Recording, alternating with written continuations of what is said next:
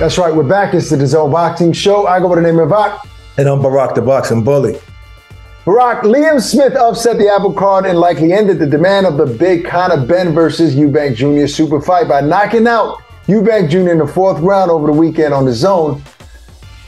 All I have to say is upset, upset, upset. I remember you used to always say something like, yo, this is the year of the upsets.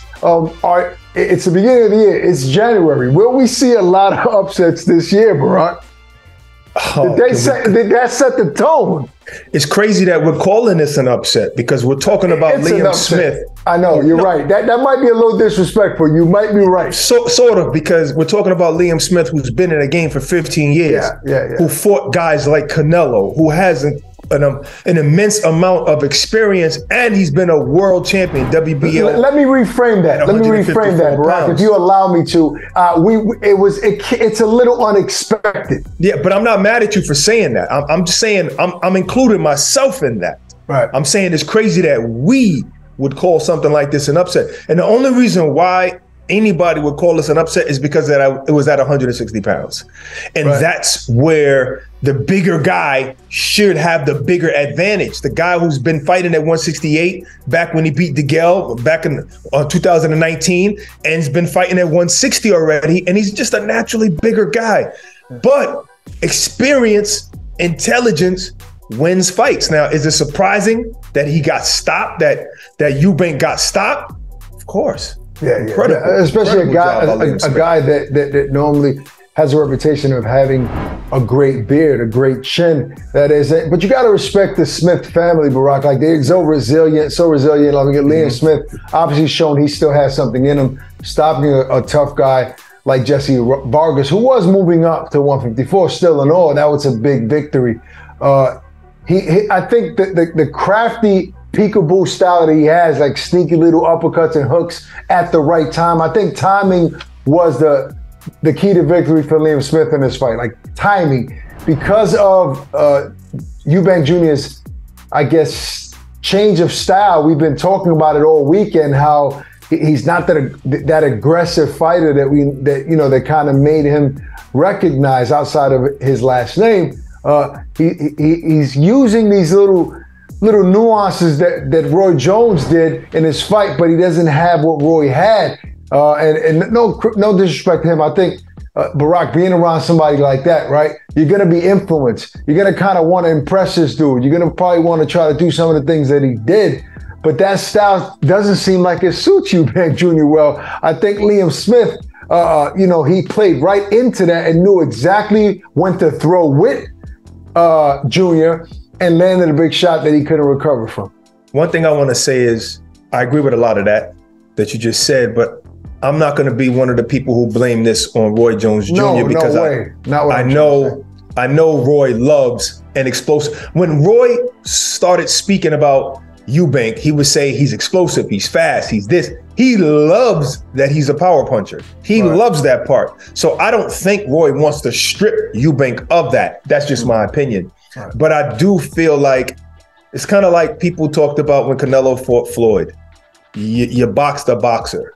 You know what I'm saying? You diminished your other attributes, but maybe the great fighter in Floyd diminished them for you. And I don't think that's probably what happened with Chris Eubank and Liam Smith. I think Liam Smith just chose a style that made him susceptible to a more crafty fighter, a more experienced fighter. And I think if Eubank would have been a little bit more aggressive, because I think he still has that in him, I think maybe it could have looked a little bit different. Yeah. So I guess if you were on Eubank's team, you would definitely jump at the rematch against Liam Smith. I would definitely do that. You got to listen, because if you don't rematch Liam Smith, it's almost like saying you can't beat a 154 pounder. It's saying who else are you gonna Who else are you gonna fight?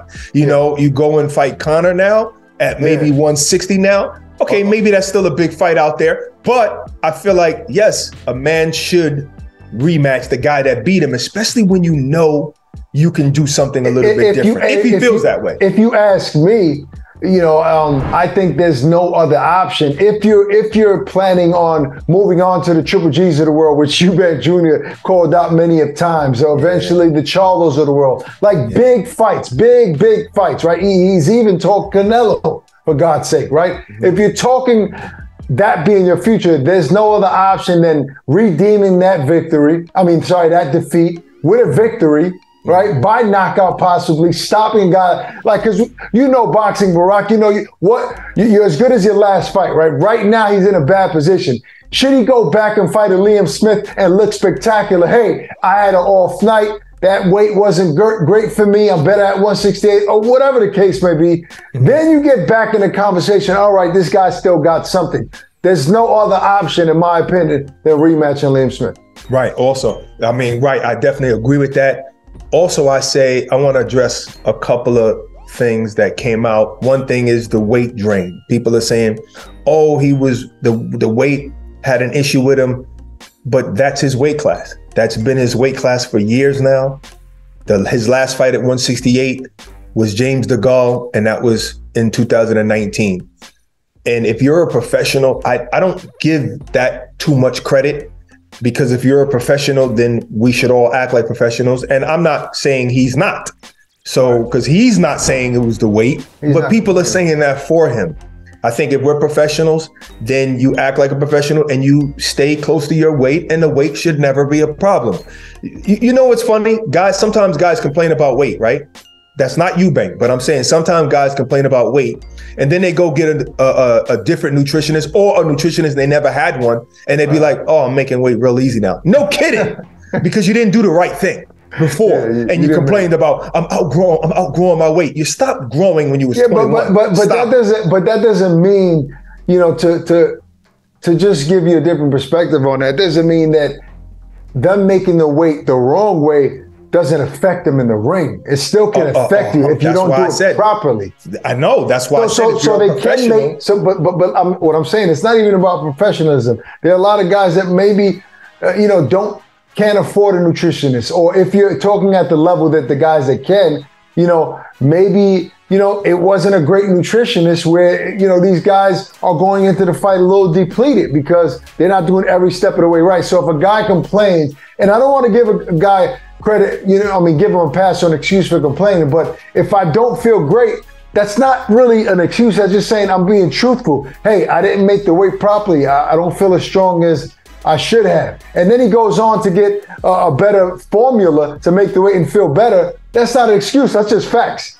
Yeah, no kidding. But guess what? In any genre of life, when you're talking about professional, it should be done it the right way, right? That's what professional means. I'm elite.